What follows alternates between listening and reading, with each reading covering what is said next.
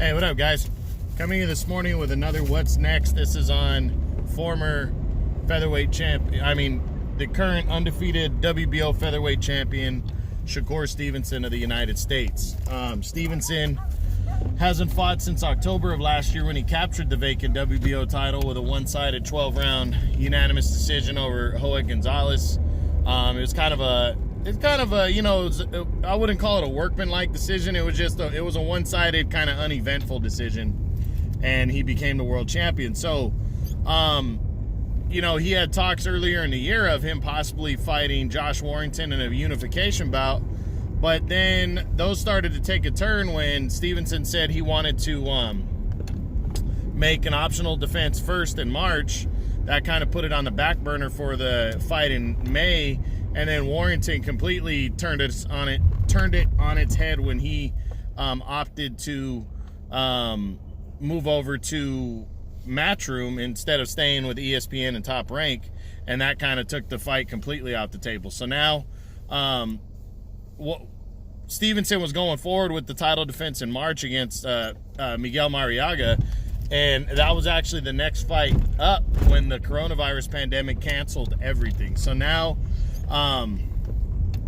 those two guys are not on a collision course after all. And Stevenson, it doesn't even look like he's going to stay at 126. Now, he still could, but he's talking about how he's moving up to 130. But he still is the current WBO champion. And, the what's next, I'm going to run through both divisions, 126 and 130 for Stevenson, to see what possibly could be next for him.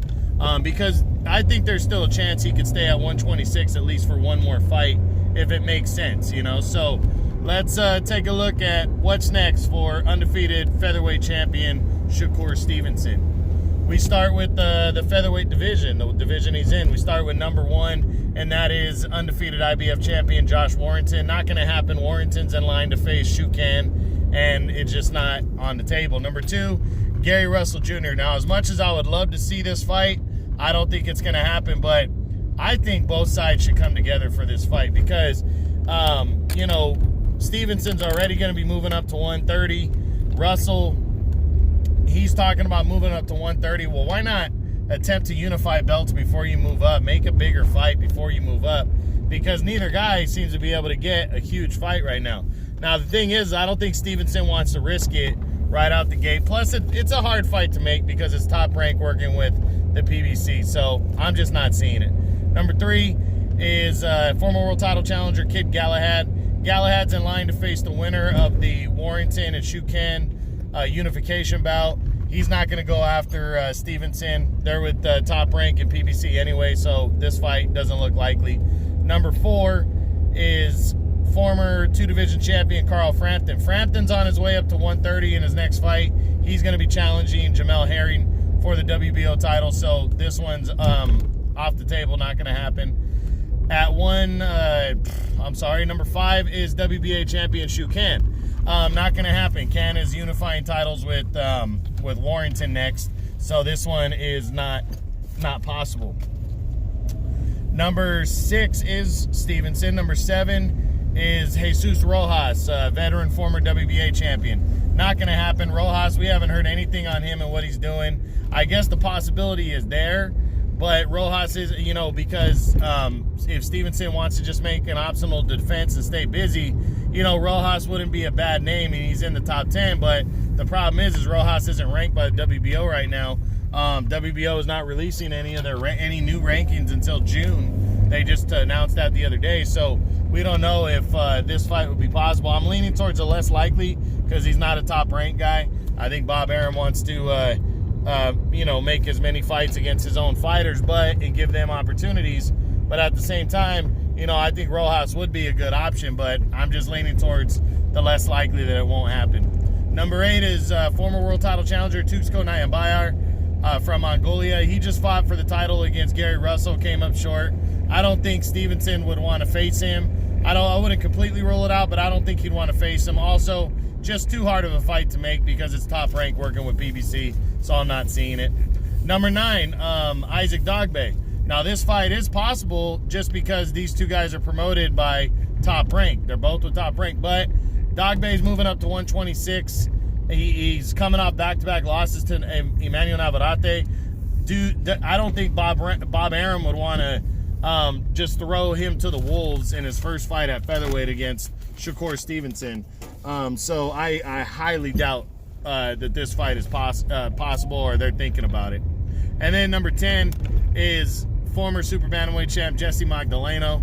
I don't think Magdaleno's ready to have this fight next. Now, he is an option. It could be possible. He's won 2 straight fights at featherweight since losing to Dongbaek at junior featherweight. But I don't think he's necessarily ready. But again, I wouldn't completely rule it out. He's number 4 in the WBO. And Stevenson, he might want to stay busy. And Magdaleno might be ready. So, you know, I think it could happen. I'm leaning towards the less likely, but I think it could definitely go down. Now let's run through the top 10 at 130 for Stevenson, since he's saying he's moving up. Start with number 1, WBC champion Miguel Berchelt. Not possible next because Berchelt is going to make a mandatory defense of his WBC title against Oscar Valdez. Now they both are with Top Rank, so the fight could happen if the Valdez fight wasn't on the table, but I also don't think Stevenson's ready for Berchelt, so I'm going to say no. Number 2 is IBF champion Joseph Diaz Jr. Not next. Diaz is one, he's with Golden Boy. It's a hard fight to make, but also I think he's going to have back-to-back mandatories. He has a mandatory rematch against Tevin Farmer and then a mandatory title defense that he has to make against number 1, Shavkat Rakimov, so I don't see this one. Number 3 is Leo Santa Cruz. This is a fight that he wants, but Santa Cruz is with the PBC. I don't see the PBC and Top Rank getting together to make this fight, so I'm going to say no. Number 4, undefeated former featherweight champion Oscar Valdez. Valdez is in line to face Miguel Berchelt next for the WBC title. They are both with Top Rank, so it'd be an easy fight to make, but because he's fighting for that title, this fight's not going to happen next. Number 5 is WBA regular champion Rene Alvarado. Alvarado's with Golden Boy, so I don't see him giving Stevenson an opportunity. I'm not sure Stevenson would even want to face a guy like Alvarado. He's probably looking for somewhat of a bigger name or stay in-house with Top Rank. Number 6 is Mickey Roman. Now, for me, I think Roman's a perfect opponent for Stevenson in his debut at 130. He's a veteran. He's been around for a long time. He fought for a title a couple years ago finally against Miguel Berchelt. Almost, he's really putting it on Berchelt in the first 4 or 5 rounds until Berchelt just started breaking him down and stopped him. But he put up a good-ass fight. He's a solid veteran. He can take punches, and I think he would give a good 12 rounds to Stevenson, but Stevenson would be the heavy favorite going in. So I think it'd be perfect. I think it is possible. I don't think Mickey Roman is with Top Rank, but I know he works with Top Rank, and I really think this fight could go down. So don't rule this one out. I think it's very possible. Number 7 is Jamel Herring, the WBO champion at 130. It'd be an easy fight to make from that stance that you got Stevenson, the WBO champ at 126, moving up to fight the WBO champ at 130. Now, I'm not saying this fight couldn't happen at all, but it's just not going to happen next. Herring is set to defend his title against Carl Frampton next. Maybe Stevenson is going to wait around and take an interim fight and then move up and face the winner, which I think is going to be Herring, but it's just not going to happen next. Number 8 is former IBF champion Tevin Farmer. Not going to happen. Farmer looks like he has a mandatory rematch with Joseph Diaz Jr. happening next. Also, it's Matchroom working with the PBC, and I don't see him coming together. The styles clash, them both being boxing southpaws. I don't think Bob Arum or Stevenson would want to, do a styles clash like that in his first fight at 130. Number 9, Andrew Cancio, former champion. Another guy that I think is somewhat of a perfect option for Stevenson in his debut at 130. Cancio can bring the fight. He's a decent fighter. He's a world champ, or former world champ.